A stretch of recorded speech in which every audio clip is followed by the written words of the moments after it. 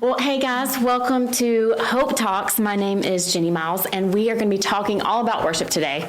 So I have members of the worship team here with us. I have Dallin Moorfield, Erin May, we call her Ern, and then Amy Bowles. So I'm glad that you guys are here. Thank you guys. Thank you for having us. Excited to be here. I've been wanting to get you guys together for a long time, and stuff has come up, and so this has felt like a long-awaited just gathering. So, yeah. All right. So before we get started, you may notice, but what we do are like, what's your drink, right? That's what we do here.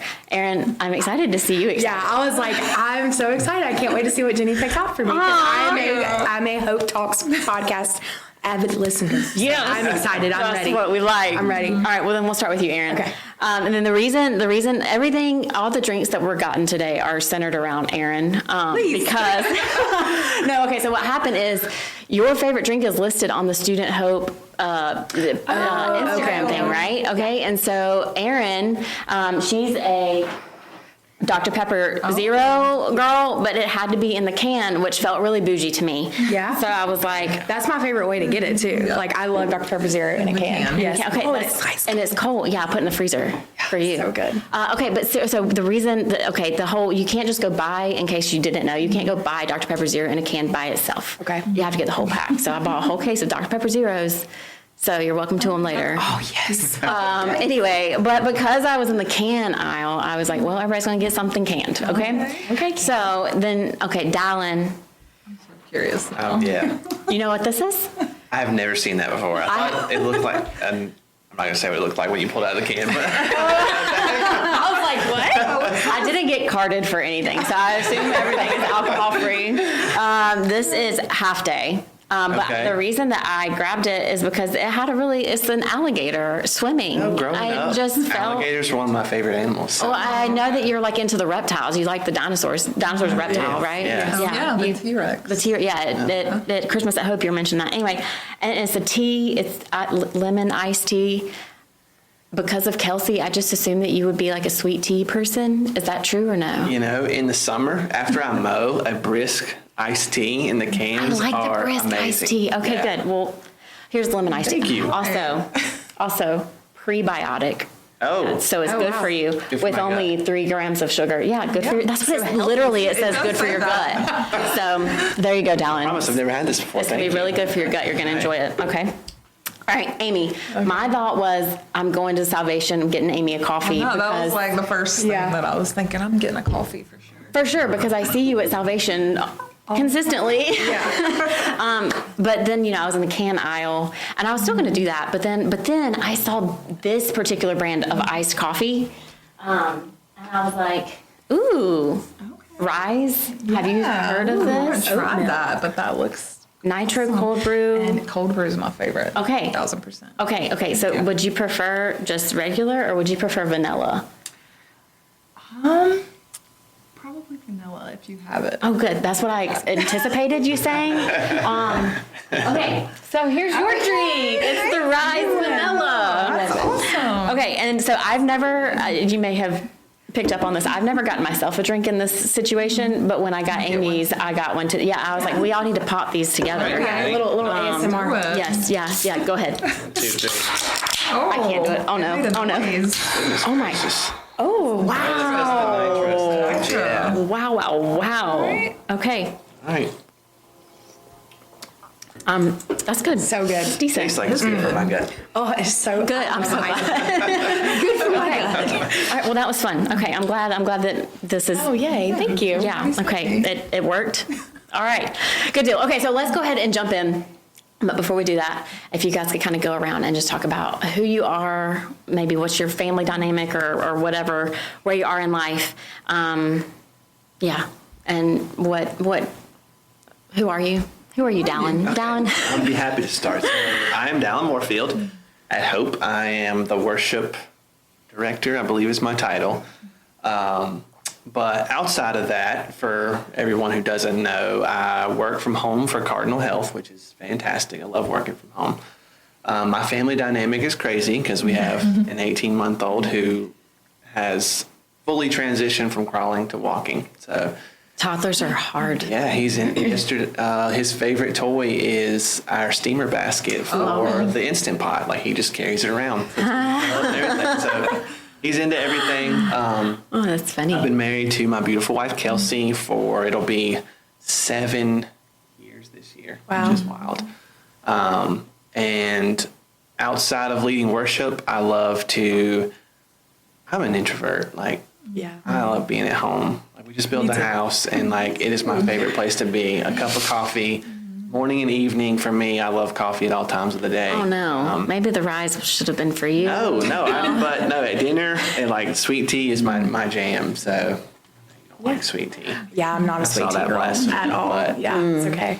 That's as quick as I can be and succinct as I can be. So Dallin, I think I appreciate you saying that you enjoy coffee in the morning and at night, because I feel like Trent and I age ourselves majorly in this way, but it is our favorite thing after we put the boys down to get in the bed and drink hot, like just a cup of coffee before we it go to bed. helps me sleep. Yeah. Like it doesn't. Yes. I haven't got to the age, and maybe I will, but it doesn't keep me up at night. So Oh, we 100% are decaf, like Yeah, we have all day long. It doesn't matter. I drink Gotta have the dark roast at night before bed. Wow, man. All right, well, that's impressive.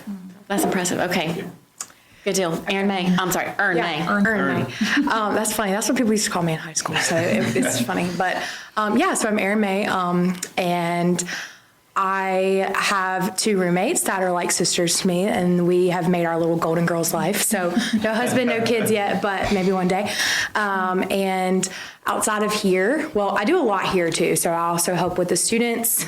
We just got done with Welcome Wisely this weekend, which was really fun. And I also help with the student band as well. And then outside of here, I work for the city of Burlington and in our water resources department. So, and I really love it. Like, I know it's kind of weird because it's like I work with dirty water and dirty water complaints and stuff like that. But we have like a little family there, and I love being there. And I'm an introvert too. So we stay at home. We love puzzles and getting sweet treats and DoorDash and your soup Sundays. readings. Oh yes, we do a soup every Sunday together. We just love it. So, It impresses me that you can like knock out a book. oh my in, god, like yeah. a day. I feel like is Yeah. that boastful or like can you? Yeah, I mean, I read 75 books last year, so my goal is 85 this year. I'm a little bit behind, so I've only read 8 this year so far, but. I read the whole Bible in a year. But I will say, I do kind of cheat and do audiobooks. No, So that's great. That's what, but I like tandem read them. So it's like I'm looking at it as I'm listening. So it's like interesting. Yeah, so it helps. Emily says it helps, so it helps. It helps what? Yeah. It helps you like, Retain better or? like comprehend it better. Yeah. Interesting. So yeah, Okay, but that means you have to pay for both, right? That's silly. Nope, not doing that. I have. So there's an app called Libby, and you can rent a library book through your phone or through your Kindle. And you can also rent the audio version. So shout out Libby, sponsor me. I'm just kidding. Wow. But yeah. We got some sponsorship, and also Yeah. let's go ahead and place our Okay, yeah. special placement. I'm like Yeah, Kirkland let's see Water. what comes from this. So yeah, that's me. Yeah. Okay, how much do you read, Amy? I was surprised. I'm just kidding. I might have read 8 books in the last 8 years. right? I don't know if I even got through one whole book, but I can relate on the listening to it while you read it, because that's what I do with my Bible devotionals in the Bible app. Yeah. Like I literally, while I'm reading it, I'm listening to it at the same time. Because I have otherwise, never I heard will of just that. read the same line over and over, and like it's got to get in there. Yeah, that is You really, tell that's- me how to interpret this right now. And you can change the voice, like the narrator voices Yeah. and stuff. So, but That is Yeah. this is nice. I'm gonna remember this, and I'm gonna try to use that. That's cool. Except for that, I'm not the buying an audiobook than the Audiobooks Libby are makes expensive. sense. Yeah, yeah. That's why I said that. But, Okay, so Amy, yeah. Yeah, so Go ahead. I'm Amy Bowles. I'm like the old lady in the room, I feel like. But I've Do not look at I've got 2 grown girls in college right now, and then the younger one is a junior this year, and so we're a blended family. Yeah. And have an awesome husband. He runs sound here, Christian, and I do some work from home for one of our companies that we have together, but then I'm also in interior design with my sister. So That's gotta be so fun. Yeah, I'm like, I love that. It's really fun. It's fun to work with my sister, and it's a fun job in general. Yeah. So, Yeah. I love that. So you're impressed with my reading, but I'm so impressed with how y'all can take a space and make it look like it wasn't a blank canvas, like in an hour or two. Like it's crazy. 100%. so creative and fun. And yeah. I can remember we are going to get to worship stuff eventually. But I can remember when I married Trent being so excited to like decorate our house, like buying a house together, decorating a house and all these things. But Trent's a graphic designer. And I guess because he has designer in the title of his job, he thinks that he designs everything. And so I remember being so frustrated that I didn't get like full autonomy of the designing of our home, like nothing. Like even I like wanted to get like catty corner or something. I can remember I wanted to catty corner. Also, catty corner or kitty corner? Catty is what I say. Okay, I have heard kitty corner so many times recently, and it is driving me crazy. I've never heard that. Yeah. Okay, so anyway. Wrong, whoever said that. Thank you. But yeah, I wanted to catty corner something, and he was like, no, we do straight lines in this house. We do not do that. And I was like, oh, no. Oh, no. Anyway, but we don't have anything catty cornered in our house, so he wins. And it just is frustrating to me. But You all have a beautiful home. Yes, thank you, Don. I was going to say, but he does a good job, so whatever. And God has allowed us to come together a little bit on some stuff, and we're going to be fine. Yeah. Anyway, okay. Well, I'm glad that you guys are here. You're here because you are worship leaders on the stage, leading our congregation, our people in worship every week, and you do a really good job of it. Like I truly, and maybe it's just me maturing over the years, but like I recognize the significance of what you guys do. Is not just singing. Like you guys are literally ushering the Holy Spirit into the place, and I feel that. And I hope that other people are able to recognize that too. But just talk to me a little bit about how you first stepped into leading worship, because as somebody who doesn't lead worship, I feel like that is the most intimidating thing in the whole wide world, is to be vulnerable enough to share your singing voice in front of people. What you do is so intimidating too, though. That's silly. That's silly. Nobody hears the garbage coming out of my mouth when I sing. So, okay. So how did that get started for you guys? Aaron, would you want to jump in on that? I can start. So I've always sang my whole life, and I knew there was something there. So when I first started going to church, I was 18, fresh out of high school, and my mom had actually walked up to Tad and said, "Hey, my daughter can sing." And like, my mom's not one that's just gonna like blow smoke, right? So, but you never know when you hear somebody say, "Oh, my kid can sing," so you're like, "Oh yeah, okay." So a lady was supposed to come, and she was like a guest worship leader for the weekend, and it was like literally 20 minutes before this woman is supposed to be here and be on, and like, so they were like, "Let's just practice the song." And I was in the choir. I was kind of just in the back. I wasn't on the team or anything. And they like pulled the microphone over to me, and I just started singing her song. And they had walked back into the auditorium and thought that the lady was there to sing. Oh. And so then they were kind of like, "Oh, okay, yeah, you need to sing. You need to try." And so then fast forward, we came to Hope, and so I just basically had this weird audition process of like American Idol type thing, where there was 3 judges, Bryant, the worship leader, another worship leader at the time, and Trent, your husband. And was he like Simon, or was he like Randy? Like what degree? Trent was definitely like Paula. He was the nice one. He was the nice one. Paula. He was the nice one. No. Oh, that's so good. I will forever use singing that. Happy Birthday, and then all of a sudden it was just kind of like it catapulted from there. So became an intern under Bryant for a year, and just kind of been here ever since. That's really cool. I like that. I like your audition story. That's fun. Yeah. That's fun. Okay, real quick. Do you play any other instruments? I play a little bit of guitar, like enough to practice if I need to, but I don't like playing with a band or a click track. It just throws me off. So, but just a little bit. So you could just go out acoustic one Yeah. day and be Like on Sunday, maybe? Yeah. Closer. She's like, what am I promising? I'm like, wait, what are you asking, Jenny? Just set up? No, I'm sorry. I'm just kidding. I do think it's so cool that you play guitar, though. I wanted to make sure other people knew that, too. Yeah, it's very cool. All right. Dallin? Sure, I'll go. So, man, I've been singing a long time. The earliest memory of it, we have it on VHS and home video of me, like 4 or 5, singing with my mom. But as the older I got, I was like, I don't want to sing. I'd rather play an instrument. So, because naturally, like the cool thing to do would be to play like saxophone in a band. That's what I did in middle school. So I played saxophone, and then I started playing drums. In high school, I was like, I'm playing guitar. So nothing, like singing's done. I'm done that. I buried that. And so when I came back from college, I came to New Covenant, and I just started singing with some friends of mine, not like worship, anything at all. We were just like hanging out and after school and stuff in high school, and singing songs that we were making up and stuff anyways. But when I came back from college to New Covenant, the youth pastor was like, oh, you sing? Get up there. And I don't know, I look back now, I'm like, should I have been up there at that point? I, kind of rebuild my faith from wandering for a while. And, but I don't know, it just, naturally it became, it just felt like what I was supposed to do in the ministry capacity. And it was rough at first. 18, 19, you think you know everything about something when you start out. Funny? So, but a lot of growing through that.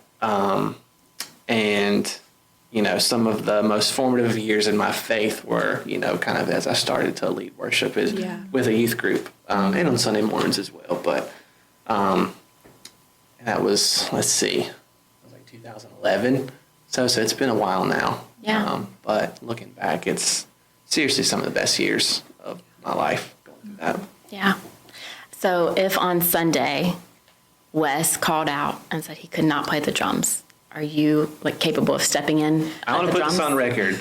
Absolutely not. I really am just trying to get all you guys up. Especially when you said Wes called out, like, Yeah. Wes, really? I used to be, I actually played at my old church. I would play drums. But I didn't practice the drums like I practiced guitar and stuff. So it wasn't, I could keep the beat and everything and get us through the song, but like the worship is so, a lot of it is very drum driven with the way the builds and the drives in the song, and I couldn't keep up with that. Maybe just like a box drum? Yeah.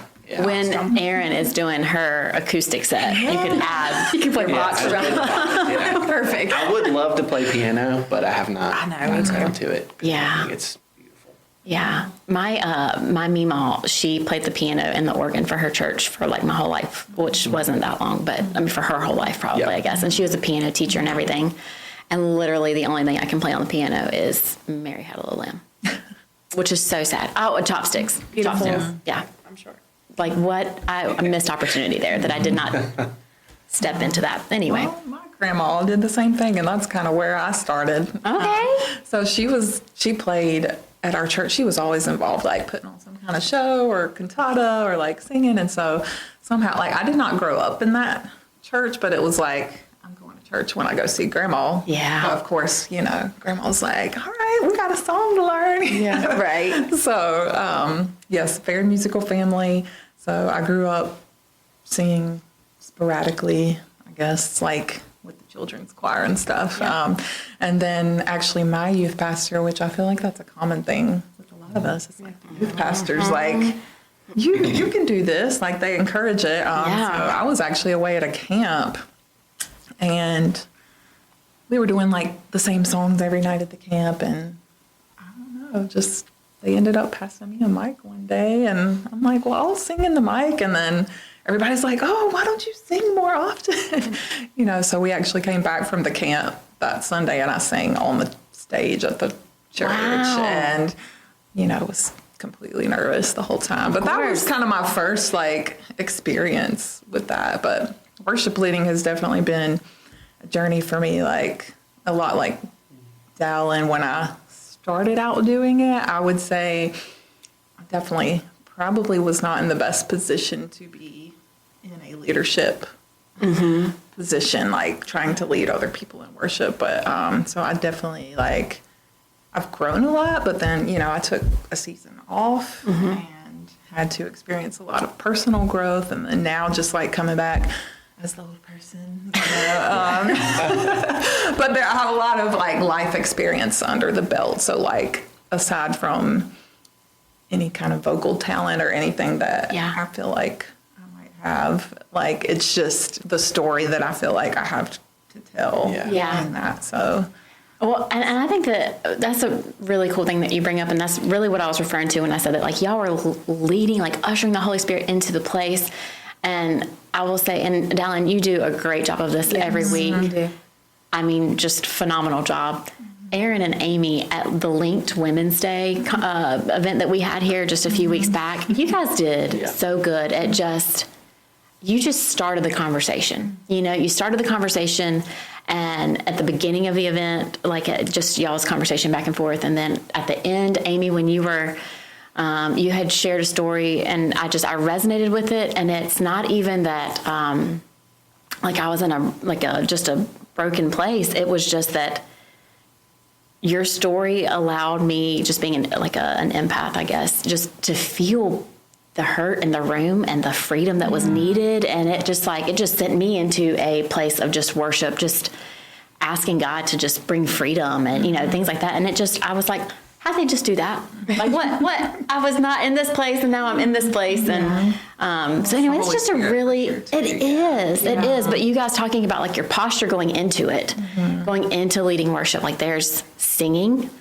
and then there's leading. Yeah. And those are two very different things. Yes, and definitely. I guess I just want to speak to when I said just the difference in how I used to experience worship leaders versus how I have experienced you guys leading worship here at this place. It's a really special thing. And that's also something that you can't teach somebody how to do. Yeah, what a great point. So it's definitely a posture that you come in with, and you can't teach that. No, right. You can't teach confidence, and you can't teach having that identity because there's the worship leader identity that you hold on to, but there's also you have to be rooted in that identity in God first, because I think there's a lot of times where when you take time off or you take moments and you're okay, I need a break, because it is a lot, and it's a heavy burden to carry sometimes, but it's worth every second when you're on the stage and you can see the life change happening,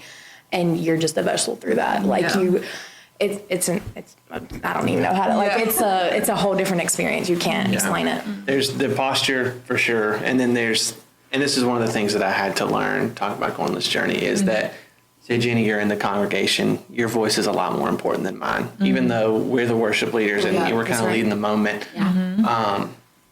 It's just, it took me a while, I'm going to sing these songs and, people are going to sing with me and all this. And no, it's a way for people to connect to the heart of the Father. And I think, Amy, you were talking about it a couple weeks ago, you're a lyric person and the stories that these songs can tell. And some people, especially men, I can't tell you exactly what I feel, but I can hear something and then okay, that I need to hear more of this. I need to this is speaking to me in this moment. I remember when we did Good Plans, the first time Parker was leading it, and then the room was a mess. People were dealing with stuff, and Bryant's in the MD, y'all people are dealing with stuff. This is awesome. Keep going.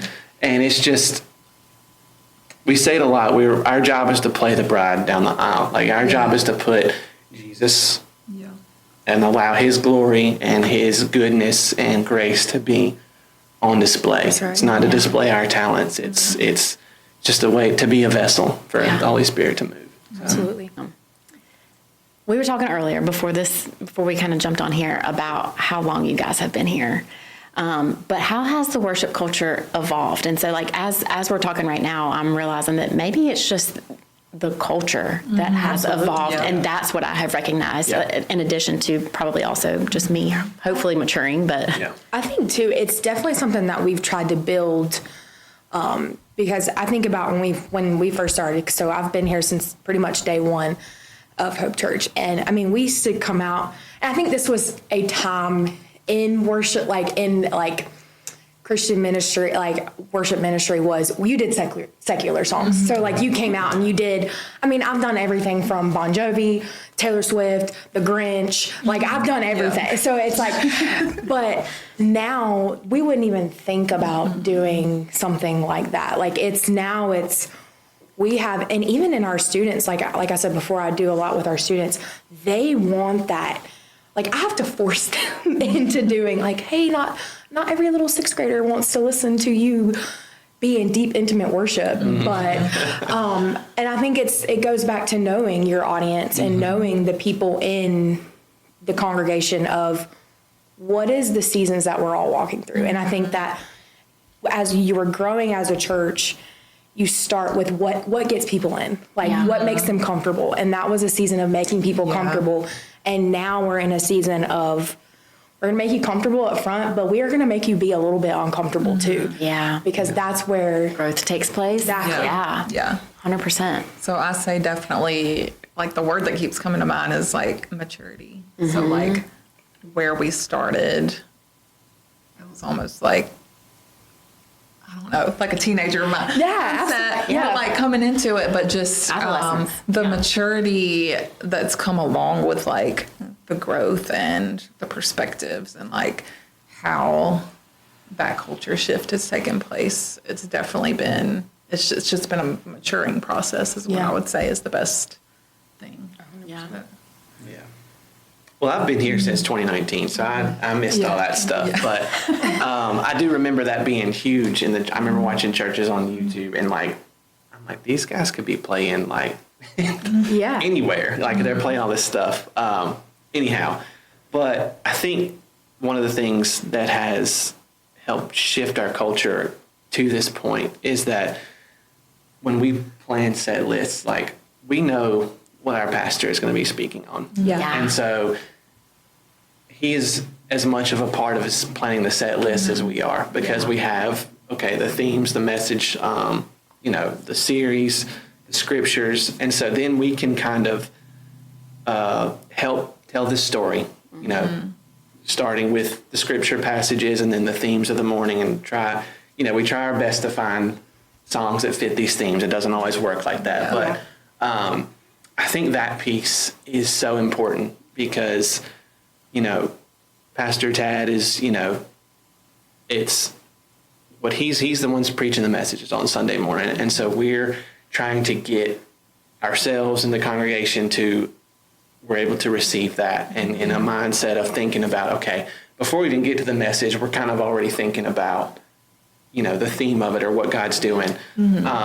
taking them on that journey. Right. Yeah. And like we're telling, I keep saying it, but we're telling a story of an awesome God and his great grace and love for us every week. And then to come in like the closers, especially, like those are super intentional to kind of tie into the message because we obviously want people thinking about it, but then we want that reflective moment of, even if we're not singing, like we're just listening and letting the Holy Spirit work.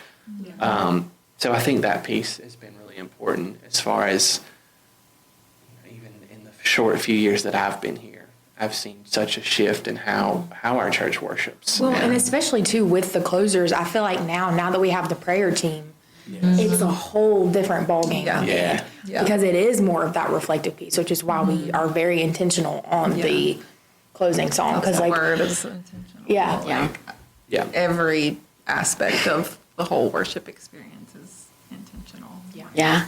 Well, and I think that's why it's important to have this conversation on a public platform where people can hear it, because as somebody, and you guys are all in the worship scene, I'm not. Like, I'm 100% out of it, right?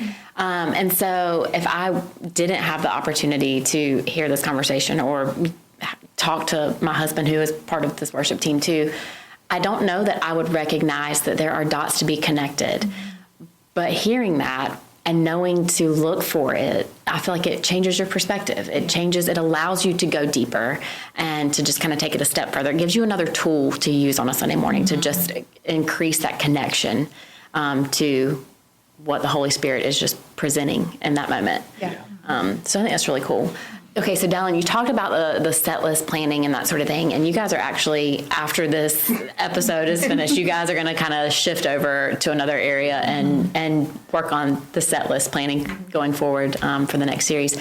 What does that look like? What does that get together look like? And how? But how do you find, like, these are the songs? Like, are you guys listening to specific artists? Are you listening, or are you just like, hey, let me go back to 2010 when this song came out because I really connected? Yeah. So what does that look like? It's one of y'all go ahead, but yeah, like a little bit of both. But Amy, I'm always listening. I mean, anytime a new album drops, like I'm listening, or I'll just let my playlist go, or find a station that I like and just let it go. And then sometimes like something will jump out at me. And we also have to think about, just because it's a song that we love doesn't always mean that it's going to like translate well on a Sunday morning. So I have my songs that I jam to, and songs that are like set apart for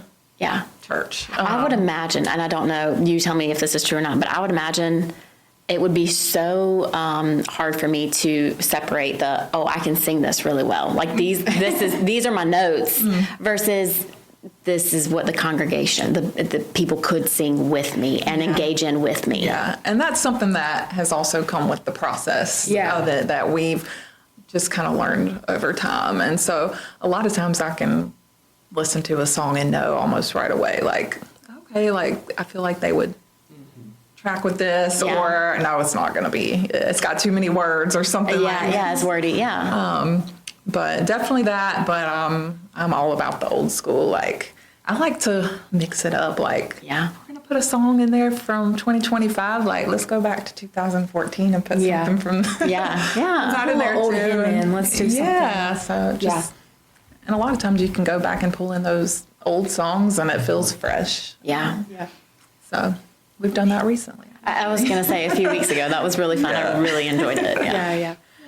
I mean, we just kind of all get together, and I think we kind of base it off of like, okay, these are like hyper songs, like these are going to get the crowd going, and then we have like our mid tempos, and then we have like our more intimates, and a lot of the times the third list has a lot more on there. I feel like, so it's really hard for us to find first upfront songs, but I mean, I feel like we all kind of bring in our own.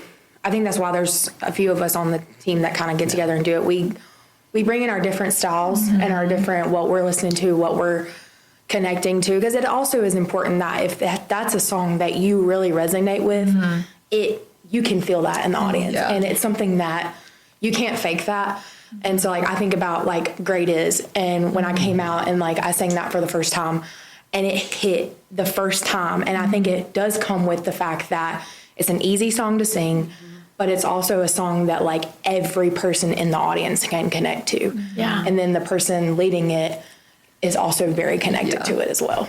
I think that's important too. Yeah. Like when you are leading a song, like you have to be able to have some kind of connection. Yeah. With that song. People can pick up on the funny stuff immediately. Like if you're just like, there is songs that I'm like, I hate this song, but I'm gonna sing it and I'm gonna act like I love it. But you also have to remember that it is a song that is praising God, and so even if it's not your favorite song, and I have to tell this to the kids all the time, I'm like, I know you don't want to sing this song, but it is still a song that is glorifying God, and so remember that as you're huffing and puffing, and I have to tell myself that too. Yeah. No, that's really good. I mean, I think singability is obviously an important thing that we look for. And again, I think we've all gotten, and it's something that's come with maturity as we've grown as worship leaders. Like, we can hear a song, we're like, this is a banger. Like the church is going to love this. And then there's songs that, like Amy just said, like, I would love to sing this song, but if we go out there, it'll feel more about me because I love this song so much. Yeah. And like some people aren't just going to connect with it, and maybe one person would, and that's great and everything. But again, it just comes with the territory of like we're here to serve the church. Yeah. Like we're just because we're in an elevated position on the stage is literally elevated. Like we're not elevated above anybody else. And we really have to be intentional about the season that our church is in. If there's things going on and like, hey, I think Great Is would be, or Good Plans would be a really good song for this moment in time in our church. And because of that, I feel like, again, going back to the culture shift, I think we see that in our congregation. Like the last even 2-3 weeks, worship has been incredible. Yeah. And like the response of the church, the engagement of the church, and has just been like I've not seen it in a long time. I don't know. And so, like Aaron said, we're kind of a bunch of squirrels running around set list planning sometimes. It does feel like that. But being able to sit down, with the people who lead the songs and who also have like a pulse on the heartbeat of the church. Yeah. I think it's just invaluable. Yeah. Because, we're as invested in it, as Tad is, and Erin, when she's not leading worship, she's right in the front row worshiping. She's leading worship. Leading worship. And, same for Amy and myself. Like when we're not leading worship, like we're in the congregation. So we kind of see it from both sides. And that's another big, important piece of it. Yeah.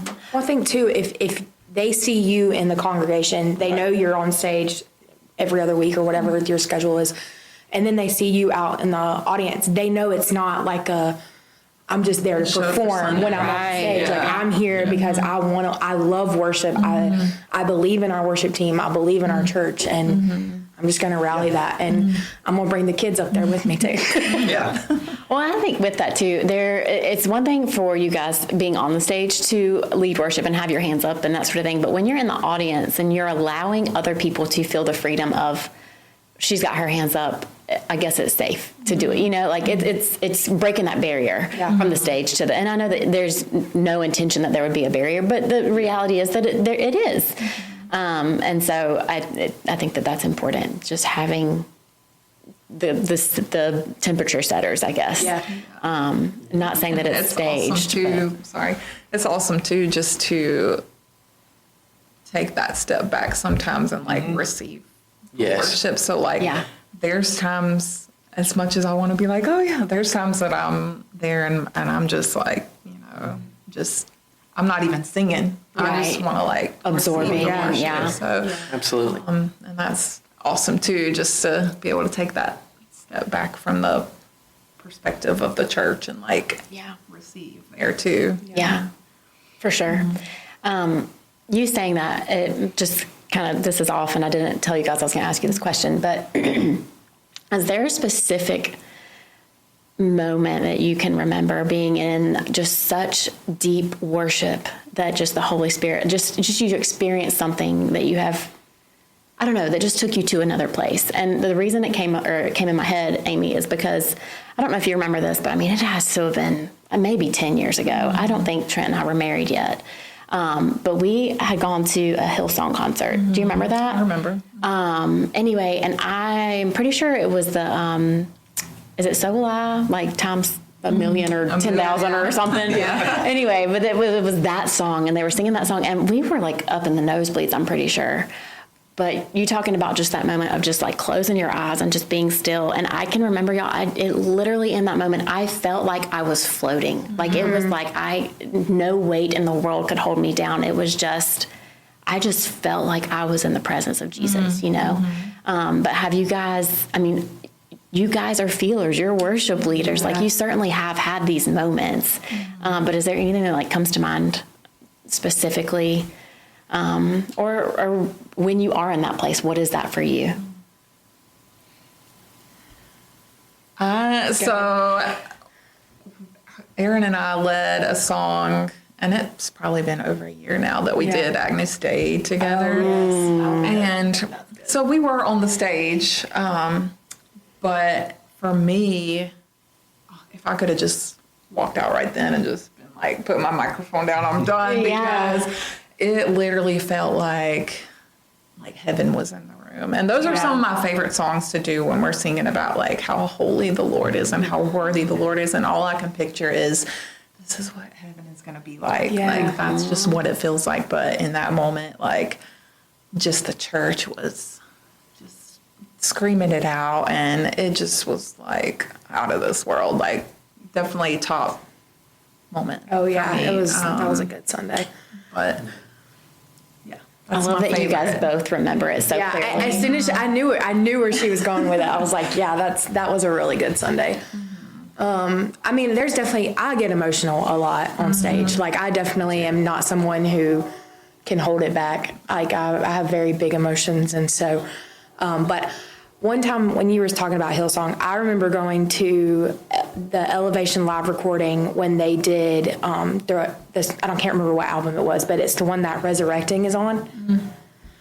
I was having so much panic while we were there because it was so many people, and it was at the Bobcats Arena, and this lady came up to us, and she could see that I was nervous and I was panicking because there was no assigned seats. So it was like you could basically have to run in and find a seat. And she was like, "Are you okay?" And I was like, "Yeah, I'm fine." And she was like, "Well, she was like, you want to sit over here?" And so me and my, it was my stepmom and another friend of mine, we all sat and we ended up sitting on the floor. And I just remember like when they started singing Resurrecting, it was like everything I was feeling just went away. Like I was in the moment, I was present, and I was just sobbing. And I had never heard that song before. Yeah. Like these were songs that they had not released. And to this day, I can listen to that song and I'm going to start sobbing like immediately. Yeah. So. I think for me, there's a moment. There was a conference. There was a group of us were leading that, and we were playing. It's a Corey Asbury song. And it might be a Bethel song, but Corey Asbury singing. It's "My Soul Sings." So it's over and over again. My soul sings. My soul sings. How I love you, just over and over. And it's like a youth conference, and all these kids are singing it, and the breaker tripped or something, like right in the middle of this huge build, like we were getting into it, and I'm like, we're about to drop this out. Satan. And so we're kind of looking around, as we do, and we're like, what the heck just happened? But everybody else, like, they're still singing, and they're still singing loud. Yeah. And so, like, I look over, I think I was playing electric at the time, and I told, the guy playing the acoustic, I'm like, keep it going. And like, just in that moment, I learned a lot that like, you're not going to stop a movement of the Holy Spirit. There you go. God. And there's nothing's going to stop it. Like the lights could have gone out, like they could have kicked us out in the parking lot, and I think they would have still been singing that song. Yeah. It just, and again, talking about maturity, I was, probably 19, 20 years old. And that was just a humbling moment because it's like, they don't need any of us. Like, Yeah, there like you go. we're not essential employees, so to speak. Like, God doesn't need any of us, but he chooses to use us and allow us to be a part of telling his story. Yeah. And that is, we talked about this Sunday, that is one of the reasons I think that he is so worthy of our worship, because he doesn't need us, but he allows us to be a part of this amazing adventure and story, and to see, like, one of my biggest things that I love about leading worship is seeing other people like experience like his goodness. Like we talked about it earlier with Parker singing Good Plans. Like, people are dealing with stuff. Like, we're all like, we're dealing with stuff. And to see people come in and be just lay it all out before God, and just, people just having to sit down and pray, or they're in tears because of, maybe some things that are going on in their life, just seeing God work in those ways is just so, so humbling. Yeah, for sure. Okay, so Easter is coming up soon. Is that maybe what this worship set planning day is about? I'm not sure. Might get there. But Might get there. You never know. But as you're planning for bigger days like Easter, like Christmas at Hope, things like that, what is different about those planning times? What does that look like? Is there anything that you can kind of spoiler alert for us for Easter this year? I think there are expectations that come with, Easter and Christmas, even people coming to church, like they expect certain things. Like I think this past year at Christmas, we did something different than what we've done in the past. And I think people really resonated with that. Yeah, Just kind it of was a great stripping it response. back and, you know, playing some of those older Christmas songs. Easter, we try not, I don't know, we might change it up, I don't know. But we try not to change up the formula of what we have as far as playing the set list. Now, the theme, obviously leading up, like last year, I know we really kind of looked at, you know, the weeks leading to Easter, like resurrection is going to be like the theme. Like there's going to be at least one song, like we're going to play Rattle. Like we're going to do something Yeah. exciting and awesome and, you know, just put the resurrection at the forefront. And I don't know, I don't want to get too far ahead of myself and, you know, not spoil anything for what we're doing, but, you know, I think, I don't know, I don't want to change too much because I feel like what we have, you know, what we've got going on so far is working, but, you know, just looking at how we can take our services and kind of just point it to the cross and point it to the empty grave and, I think we just maybe add a little bit more special elements, like you were saying. Like last year we did the choir. Yeah. I'm not sure if we're doing that again or not, but I loved being able to have the extra voices and it sounds like heaven. It's Yeah. when you have all these just not random people, but you know, you have our whole team together, like our whole, like all of our vocalists just come together because we don't ever get to do that. Yeah. So like there's times where we don't sing together for 6 weeks. Yeah. You know, and so it's really cool to have the whole team there and who all have a heart for worship and especially on a big event like that. So yeah. But it's definitely I would say very similar to what we would typically, like how we would Yeah. typically plan and just wanting to be aligned with Tad's vision, his message, and try to incorporate it all. So This is random, but it made me think of it. Do you guys have conversations about coordinating outfits? Because I'm telling you guys, sometimes we really don't. sometimes y'all walk out on the stage and all of y'all are in denim. Yeah. Or it is crazy. Like it'll be like you're wearing all black, I'm wearing all white, and she's got black and white. Like it's crazy how we do that. Or sometimes, I'll walk in, I'll be like, I think we need to take a family portrait. Yeah. All like, we're, it's like so we're not funny. exactly matching, but we're like matching in some way. exactly. I mean, we do try not to like wear the brightest orange safety vest Yeah. on a Right. Sunday morning, We but have, like kind of a dress code, Yeah. so maybe that's where it happens. Yeah, we do. Yeah. We try to like do like darker, like earth like Yeah. stuff. Like what we have on yeah. would be But I feel great. like that's Yeah. not my normal Right, it's what I wear. everyday Like, stuff. you know, I don't have like a worship leader section in my closet I pull from. It's just, you know. Yeah. I got you. It's okay if you did, don't. All right, y'all. We are going to be wrapping it up. But I just want to know, just maybe to end on a funny note, do you have like a big just worship leader fail moment that you would be gosh. vulnerable enough to share to just kind of go back down memory lane? Do you remember a specific? Ew. Oh, I have a few that are coming to mind. Oh, I cannot think of anything. Hold on. Y'all go. what? Are you Of course kidding you me? can't. Well, that's Y'all go first. Y'all go Aaron first. has no fails. No, I definitely I do. definitely, one of the biggest ones for me, like, Oh, Amy's getting so embarrassed. This is fun. I'm sorry. You don't- I mean, it wasn't even that long ago, but we were doing a key change for a song. Like, we had done song 1, it might have been 2, but we were doing a key change for the song that I was about to lead. Well, I guess, I don't know if it was like the pad that was in my ear that was like in the other key. So when we started the song that I was singing, I started it off key. And then the whole band like came in and it was so bad. Like it was so bad. But then I didn't realize it in the moment. So like, no. and I came Couldn't off stage correct. and was like, what happened? Like, but no, it was me. It was actually it was me. But yeah, that was, I mean, it's really embarrassing when, you know, the whole church hears it. And they're like, Well, here's what I would say to you guys, and maybe I'm just horribly musically inclined or declined. I don't know what you call it, but I don't notice mess ups. So I feel like that was It's pretty because we impressive. made so many, we've gotten pretty good at hiding them. there you go. Mine's similar. Like a capo is a fantastic tool for guitar. It'll let you change the key and play the same chord shapes, anyways. But if you don't have it on the right fret, one fret off, or it's bad. It's really bad. We were playing outdoors at a little event, and my capo was on the wrong fret, and I'm just leaning. I'm like, this feels high. And like my bass player over here is struggling for his life because he's playing the right key.